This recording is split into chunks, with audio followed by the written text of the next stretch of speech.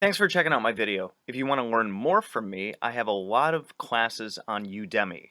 You can find the links to a lot of those in the description. Alright, so for this video, I'm kind of winging it, for one, and two, hopefully my laptop doesn't die because when I brought it down here, I left the laptop cord. Where else? I'll let you answer that one in the comments. Um, Anyways, so I wanted to talk about the Divine Council, and this is a concept from both Jewish and Christian theology, but it echoes back to earlier stuff. So if you read the Bible, I believe it's in the Old Testament. I don't have um the exact what is it, chapter and verse, but after the Tower of Babel, it says that, at least in like the King James translation and stuff, it says that God divided the lands or the countries according to the sons of Israel. And this explains how you have at the Tower of Babel, they were building a tower all the way up to the gods, and the gods did not like that idea, right? They didn't want him to have eternal life and stuff, which is why they kicked Adam and Eve out of the garden, because they were going to eat from the tree of life. They didn't like that. And then when humans wanted to build stuff as high as the gods, because the gods are in the sky, we'll get there in a second, then they were like, hey, we don't like that either. So we're going to confuse them by mixing up their languages, which one explains why tons of different countries and regions have different languages and why the world dispersed into a bunch of these different places. If you read Zechariah Sitchin's stuff, it actually says that when the dispersal happened, different deities were given reign over certain areas. So, like Ningazita got South America. I believe that Inanna got Egypt. I'm not entirely sure. That was a long time ago, and I got to dig that book out and find the time to read it. Being an adult means you don't really have a lot of time to read, which sucks. But,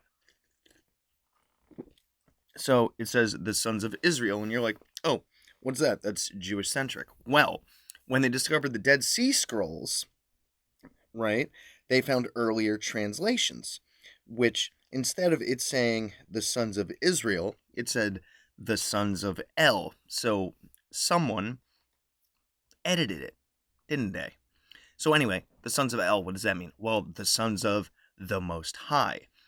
So the idea is, and even if you look at like Genesis, let us make man in our image, right? And there's a couple of other passages. I believe one of them is in the Psalms about where it talks about multiple gods. Well, the idea of dividing the land up by the sons of Israel follows, or the sons of El follows along the same lines. Basically, you could think of it as think of it as like, all right, let's go with the U.S. government. You have the president, and then that's divided up in with all the states to the governors, and then that's divided up into the different towns and cities with mayors or town managers, depending on the way the town charters are written and whatnot. The humans viewed the divine world in the same way that we view the mundane world, as above, so below, reflections, yada, yada, yada, where you can have, you have the peasants at the bottom, and then you have lords and governors and whatnot, and then you have the king at the top. Well, same thing with the way that divinity is structured, right?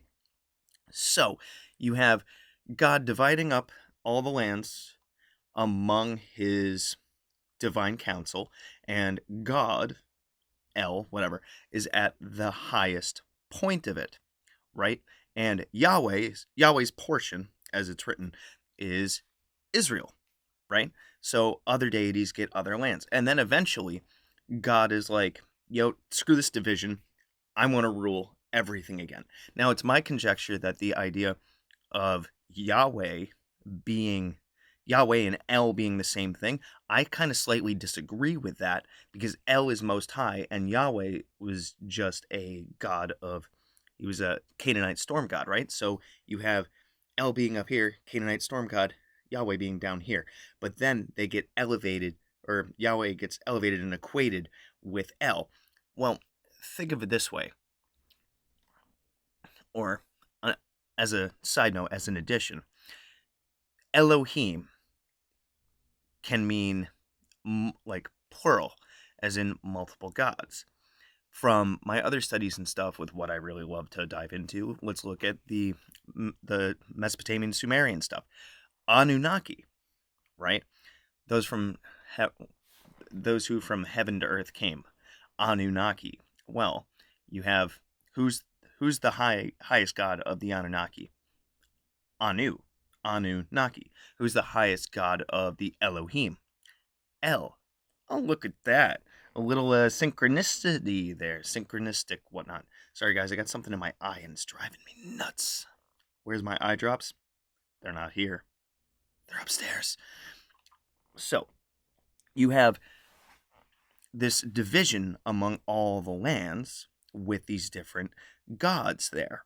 And then eventually, Yahweh / El is like, screw this division. I want to rule everything again. I want everything under my rule and not yours and not yours. So screw this division. Everything is vested under me now. And then all those different gods and whatnot, guess what? They didn't like that. They did not want to give up their rulership of the different places. So then you have all these different cultures and you have idol worship, where certain gods and whatnot were worshipped at these different countries and different areas and whatever. And thus you have all this religious schism where not everything is united anymore. And that's why you have different religions and whatnot. So all this stuff is so fascinating, dude. This explains the whole separation of religions and why those that follow Yahweh / El believe that everything should go back under Yahweh / El. But that's not necessarily the case. Okay, next point. Now, then a war starts. For example, when... Oh, and rulers can also be called princes, by the way, which leads to my next point. So you have these different Elohim that are rulers over different areas. There's one part in the Bible where they pray to Saint Michael for help, and when Saint Michael shows up, he says, "Oh, hey, I would have been here sooner, but we had to deal with the Prince of Persia who kept me busy for like a week." So, what's that saying? It's not talking about like physical prince. Michael, the angel, was saying, "Hey, the guy who was the ruler of Persia was giving us trouble because we were fighting him to gain dominance over Persia again." So when you look at all this stuff with all these different clues, it gives you the idea of this polytheism. And then you equate this kind of stuff with angels versus demons. Daimonion, which is the word for like spirit, and then you have angelos, which is messenger. So Angelos got changed into angel, and then you have the whole demon thing, and there became this separation, this black and white dichotomy, when it's not really that. Angels and demons are arguably the same thing, where it's just which side are you on? And the whole separation there and the way that all of this stuff is splayed out tells us that not only are all these spirits the same thing, but they are, quote, demonized. So the theories behind the whole divine council theory is that these different spirits that rebelled against El, saying, "Hey, I want to rule everything again," became known as demons, and they are constantly trying to fight a war against the dominion of El, who wants to rule everything. And because El is the Most High, El, Elohim, Anu, Anunnaki, get it, right?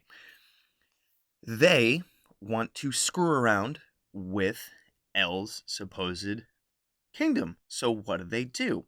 Well, spiritual beings, because they don't have physical bodies and whatnot, and they are beyond space and time and whatnot, they can't really be killed. You don't have a physical body to kill. So they like to screw with things that would be important to the person that they're fighting. Think about it. When I was a kid and my older brother, who was kind of a jerk, if you ever watched this, you were, whatever. Um, I can't really hurt him, so what would I do? I'd mess with his stuff, right? More often than not, he messed with my stuff. He broke a typewriter, among a bunch of other things. Still not over it. But if you can't mess with somebody, you mess with their stuff. You mess with what's important to them, right? So these lower Elohim like to screw with us humans. Why? Because El, the Most High, created us. He likes us. So the ones that are against him are like, we're going to screw with all of your creation. And then you have things like oppression, infestation, or let's flip it around, infestation, oppression, possession, and pushing people and influencing them to do bad things and taking advantage of free will and things like that. So you have this war that's going on in the divine realm that filters down into the physical realm and creates a lot of the different negativity that we see in life, whether it's just somebody being a serial killer or things as high up as demonic possession, stuff like that. So the divine council theory gives a lot of context and whatnot to biblical verses and helps us to understand it in more than just this curated, monotheistic and good versus evil, although it is part of it with the divine council worldview kind of thing. It gives more of a broader context because the Bible was written by people that saw the world as more than we do now. So when we interpret scripture, even when it's like the Dead Sea Scrolls and the a lot of the stuff that's non-canonical, we have to interpret that through the worldview of the people that wrote it, not our modern worldview through this whole God is the Most High and that's all there is, and the rest of it is just angels and demons and black and white, and this is what the church tells me. It's much broader than that. So when you start to read the Bible in this idea with this broader context, because we know there's more in it than what we are told, then it really helps us to understand the world view in the spiritual worldview in a much bigger sense. And that's why it's helped for me to do all of this way for years background homework stuff on the Anunnaki and Kemetic stuff, and even just all these different spiritual traditions, and then come back to the way that the Hebrews viewed spirituality, and then the way that Christians view spirituality, because it's a lot deeper than you think. So this whole divine council worldview stuff, it blows your mind when it comes to viewing the whole monotheism jazz that Christianity tries to propose, and shows that they have just narrow-mindedly siphoned their stuff into just this tiny little bit when there is so much more to that. So much more than that. Anyways, let me know what you think about this one, if I set off any light bulbs, or if you're curious to know more, because I'm diving way deep into this stuff. I've always fallen into these rabbit holes, and then I see where I go, and then I make content. So, yeah, let me know what you think about this one. You can always check out my books, my Magick for Hire, my website, my classes, all that stuff through the link tree in the description. Definitely shoot me a comment if you liked it, if you want me to answer certain questions or make different videos about different things. Definitely let me know, and you can always shoot me an email if you want to go a little bit deeper than that. I'll see you next time. Good hunting.